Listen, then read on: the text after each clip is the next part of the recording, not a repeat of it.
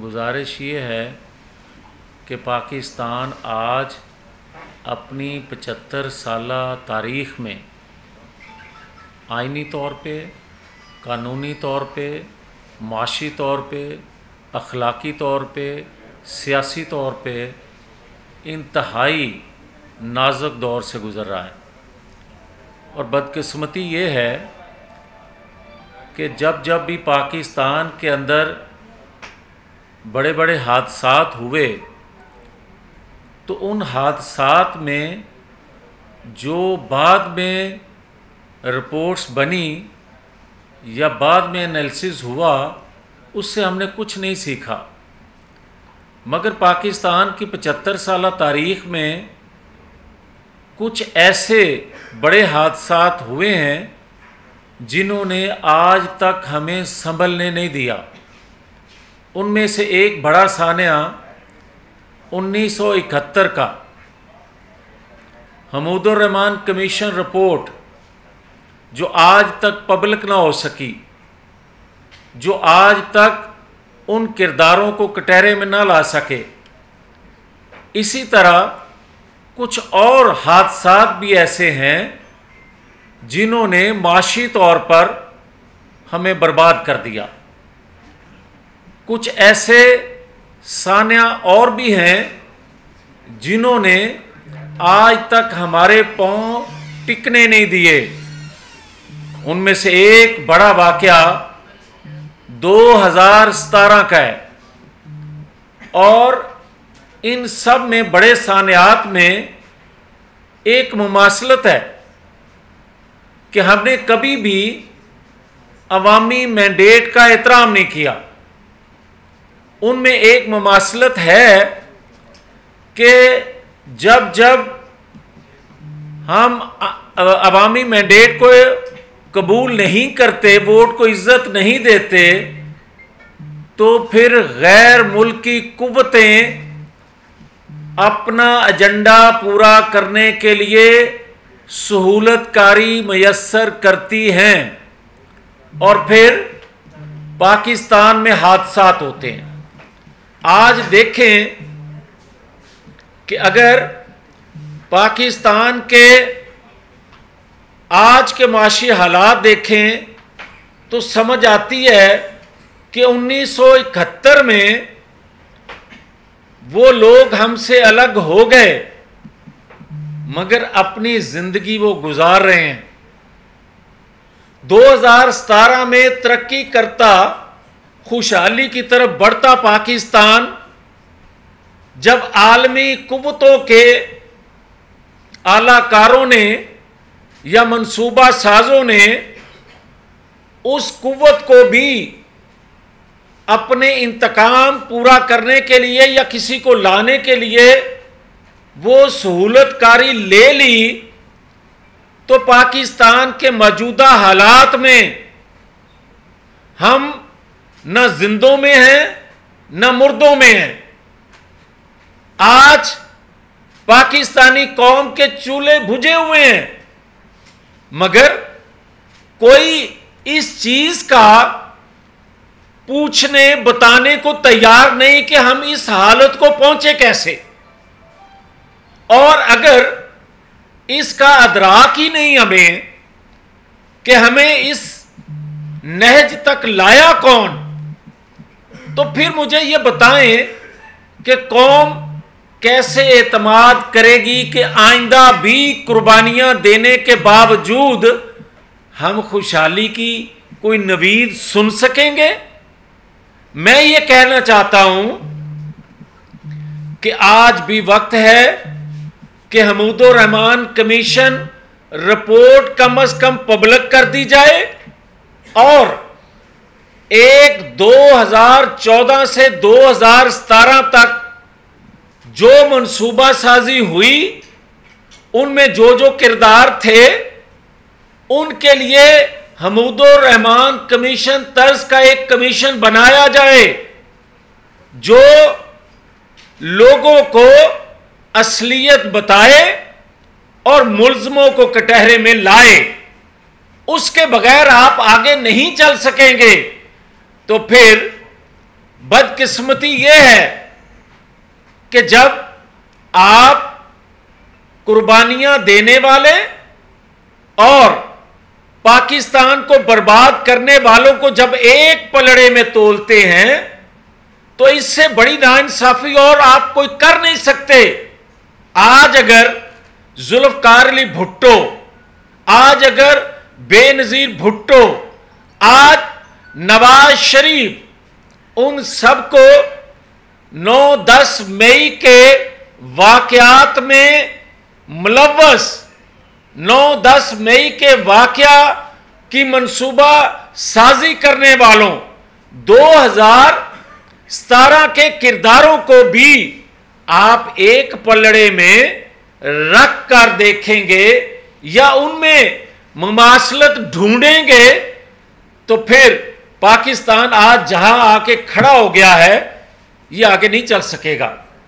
आप देखें कि जब आप कमीशन बनाएं, आपको पता चले कि 2014 ही नहीं, आप general Pasha, general Zaheerul Islam, general Raheel Sharif, general Bajwa, general Faiz, justice Saqib Nisar, justice Asif Saeed Khosa और कुछ आज के लोग भी आपको मिलेंगे। तो फिर मुझे ये बताएं ना कि अगर कोई जस्टिस करता है तो उसके दिमागी तवाज़ुन के बारे में सवाल उठाए जाते हैं। जस्टिस सेठ वकार, अल्लाह उनको गरीक रहमत करे, अगर कोई मंसूबा साजों को नंगा करता है जस्टिस शौकत सदीकी, तो आप उसको उसकी नौकरी से अलग कर देते हैं। आज तक वो अपना इंसाफ ढूंढ रहा है, अपने लिए इंसाफ मांग रहा है। इंसाफ देने वाला कोई उसको इंसाफ देने वाला है नहीं, कोई उसकी फरियाद सुनने वाला नहीं कि उसका गुनाह क्या था। तो फिर मुझे यह कहा जाए कि लेवल प्लेइंग फील्ड मेरे लिए नहीं है। लेवल प्लेइंग फील्ड का नाम सुना है लोगों ने, मगर level playing field Zulfikar Ali Bhutto, Benazir Bhutto, Nawaz Sharif से पूछो उनसे कि बलोचिस्तान असेंबली में अदम एतमाद रातों रात कौन लाया था। पूछो सेनेट का इलेक्शन किस तरह लड़ा गया था। तो फिर पूछो जब 2002-2008 में अगर इंतहाई काबिले इज्जत जो बात कर रहे हैं, अगर वो उस वक्त उम्र में छोटे थे, 2002-2008 में जब मुस्लिम लीग की क़यादत को लेवल प्लेइंग फील्ड तो दूर की बात, इलेक्शन से बाहर कर दिया गया था, मगर 2018 में तो इलेक्शन लड़ा था उन्होंने। तो 2018 में इलेक्शन लड़ा था तो नवाज शरीफ को तो बाहर रखा था। कभी किसी ने लेवल प्लेइंग फील्ड की उस वक्त बात की थी? अगर उस वक्त की होती तो आज उनकी बात में वजन होता। मगर मुझे ये कोई समझा दे कि क्या, जिस तरह मैं पहले कह चुका हूं कि दहशतगर्द और सियासी वर्कर में फर्क होता है। आप ये बताएं कि जुल्फकार अली भुट्टो फांसी चढ़ गया, बेनजीर भुट्टो की शहादत हो गई, नवाज शरीफ बार बार अज़ीतें सहने के बावजूद, अपने पे कातलाना हमला होने के बावजूद, खुद को जहर मिलने के बावजूद उसने पेट्रोल बम फेंके, उसने मसल्ला जत्थे तैयार किए, उसने आलमी कुव्वतों का वो आलाकार बना, वो आलमी साजिशों का मोहरा बना। आप उसको और आलमी कुव्वतों के आलाकारों को आप बराबर एक पलड़े में डालोगे तो मुल्क के साथ इंसाफ, मुल्क के कौम को सही डायरेक्शन, सही बात कर रहे हो या धुंधला रहे हो चीजों को। धुंधलाने से चीजें ही नहीं, मुल्क की कौम की, नौजवान नस्ल की आप ज़ेन साजी जो पिछले 4-5 सालों में कुछ किरदारों ने की, फिर आप उसको पानी दे रहे हो। अगर हकायक देखने हैं तो फिर नवाज शरीफ का फलसफा सुनो। नवाज शरीफ का फलसफा बड़ा वाज़िया। नवाज शरीफ का फलसफा कमजोर फलसफा नहीं, इसलिए कि नवाज शरीफ ने हमेशा आइन कानून की बालादस्ती, हमेशा यह बात की कि पाकिस्तान तरक्की कर सकता है, खुशहाल बन सकता है, तो आइन कानून की बालादस्ती, पार्लियामान की बालादस्ती के बगैर मुमकिन नहीं है, जो बात बार बार साबित हुई। और कौन सी सियासी जमात का कारकुन से लेकर लीडरशिप तक किस पार्टी का, सियासी पार्टी का मंशूर यह नहीं है कि आइन कानून की बालादस्ती होनी चाहिए। फिर आप अपने आइन अपने मंशूर में देते हो, मगर उस पर अमल करने की बजाय गैर जमहूरी कुव्वतों का, आलमी कुव्वतों का आलाकार क्यों बनते हो? और जब बनते हो तो फिर मुल्क के अंदर हादसात होते हैं, मुल्क सानियात से गुजरता है। मैं ये बड़ा वाज़िया करना चाहता हूं कि जिन्होंने पाकिस्तान से मोहब्बत की, जिन्होंने पाकिस्तान के दिफा को नाकाबिले तस्खीर बनाया, जिन्होंने पाकिस्तान को सी पैक दिया, वो दुनिया की वो चंद कुव्वतें, वो चंद ममालिक के ताकतवर हल्के नवाज शरीफ मुखालिफ हो सकते हैं और हैं, मैं बार बार ये कहता हूं, मगर क्या पाकिस्तान के खैरखा ममालिक नहीं है? पाकिस्तान के दोस्त ममालिक अक्सरियत में हैं, मगर आप जब पाकिस्तान से मोहब्बत करने वालों की गर्दनें दबा देते हैं, उनकी सांसें बंद कर देते हैं, उनको सजा देकर 10-10 साल मुल्क से बाहर रखने पर मजबूर कर देते हैं, तो फिर इस पाकिस्तान के लिए कुर्बानी कौन देगा? और आज भी कह रहा हूं कि पाकिस्तान में बदकिस्मती से यह कहने लगा हूं बात कि इंतजार किया जा रहा है कि कोई रिटायर हो जाए, फिर शायद बेहतरी आ जाए इंसाफ में। तो फिर मैं आने वाले मुनसिफ जो हैं, जब मैं बात करता हूं तो कोई ये मत समझे कि हमें कोई गैर आईनी या हमें कोई हमदर्दी या हमें अपने लिए कोई उनसे तवक्कुआत हैं, बिल्कुल गलत है। हम उनके माजी के दिए हुए फैसलों को देखकर, आइन कानून के मुताबिक जस्टिस जो करते रहे हैं, उनको देखकर हम समझते हैं कि आइन कानून के मुताबिक फैसले होंगे जो कि हमारा मंशूर है, जो कि हमारी ख्वाहिश है, जो कि पाकिस्तान की जरूरत है, तो हम समझते हैं कि पाकिस्तान सही डगर पे चल निकलेगा।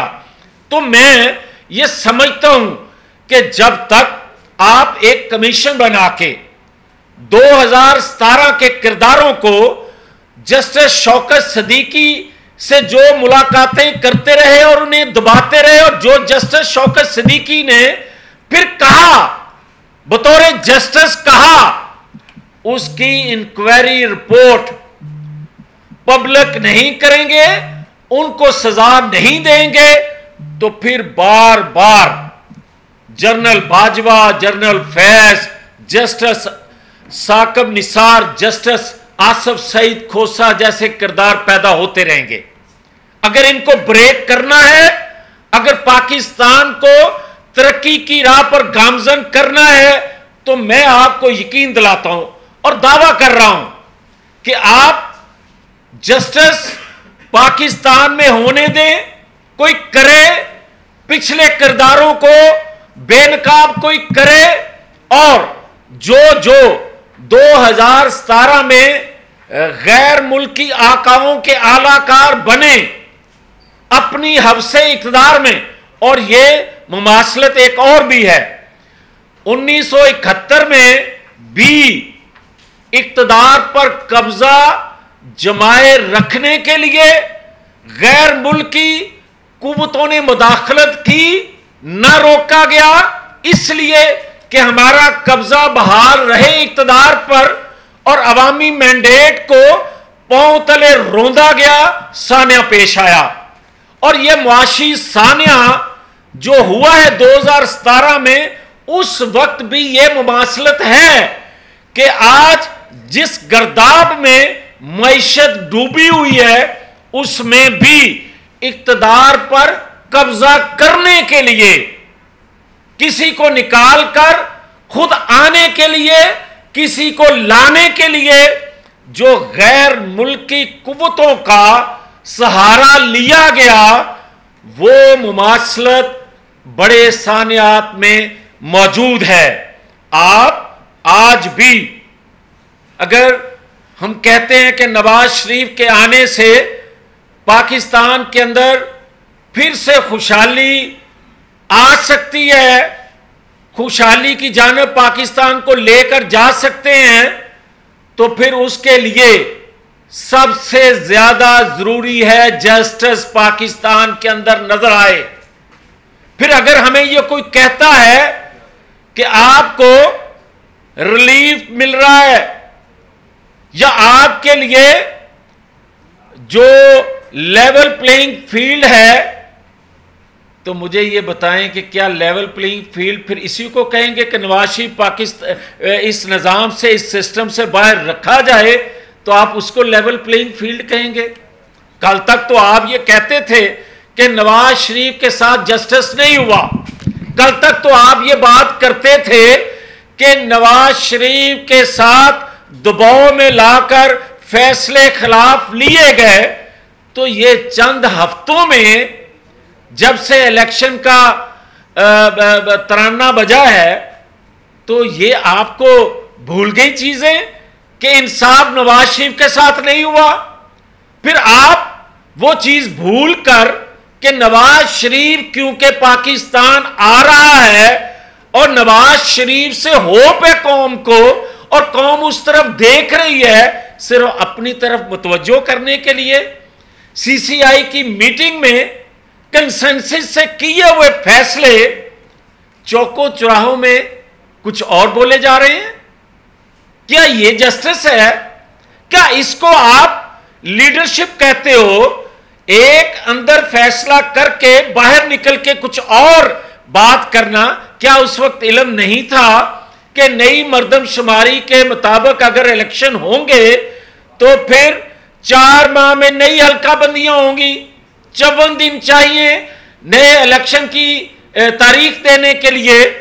तो ये सारी चीजें क्या उस वक्त इल्म नहीं थी, या इल्म था तो बाहर आकर कोई सियासी पॉइंट स्कोरिंग के लिए आपको कुछ और नहीं मिला तो इस पे खेलना चाहते हैं? जिस तरह साइफर पे खेला गया, साइफर पे खेला गया, जिस मुल्क के खिलाफ खेला गया उसको आज तक बुरा नहीं लगा। कोई फिर बताए ना कि जिसके खिलाफ बात की जा रही हो, सबूत बकौल उनके दे के, तो उस रियासत को बुरा ना लगे। तो फिर समझ नहीं आता कि आईएमएफ कड़ी शराइत लगाकर जितनी महंगाई बढ़े उतने ही जोर से नए इंतखाब का मुतालबा करे। फिर समझ नहीं आता कि गैर मुल्की सफीर चीफ इलेक्शन कमीशन के पास क्या लेने जाते हैं।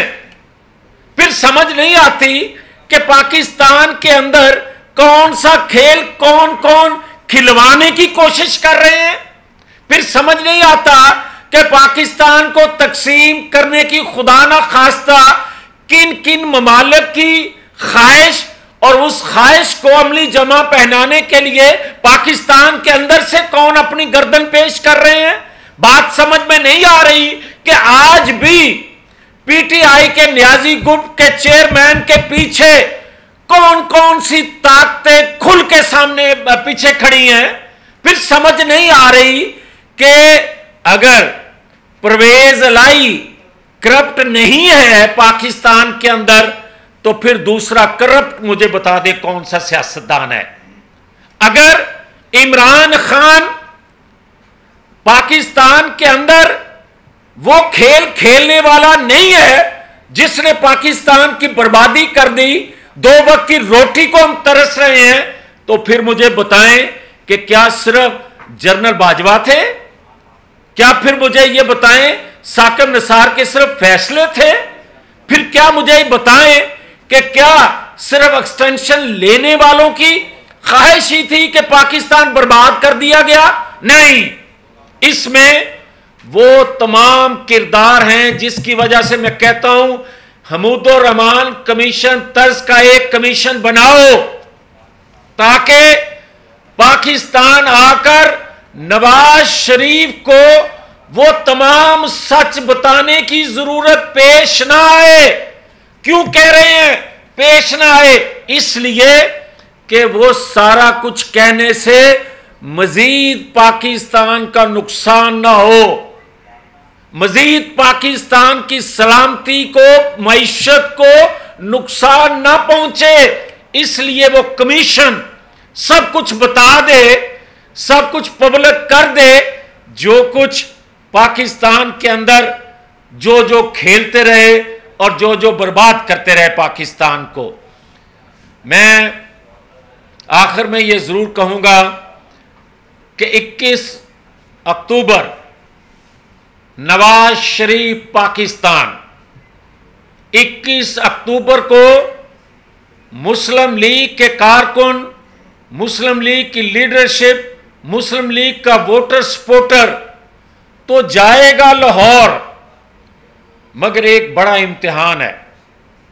बड़ा इम्तिहान यह है कि जो नवाज शरीफ ने 25-30 साल पार्लियामान की बालादस्ती, आइन कानून की बालादस्ती के लिए, पाकिस्तान की खुशहाली के लिए, सी पैक, दफाई लिहाज से एटमी कुव्वत, अंधेरे दूर करना, पाकिस्तान के अंदर से दहशतगर्दी का खात्मा करना, महंगाई को कंट्रोल रखना, बेरोजगारी में कमी लाना, ये जो उसके इकदामात थे, जमहूरियत पसंद पाकिस्तानी कौम का बड़ा इम्तिहान होगा कि नवाज शरीफ की इन काविशों की वजह से जो नवाज शरीफ ने मुसीबतें सही, उनको सलामे अकीदत मुस्लिम लीग से हटकर कितनी बड़ी तादाद नवाज शरीफ के इस्तकबाल के लिए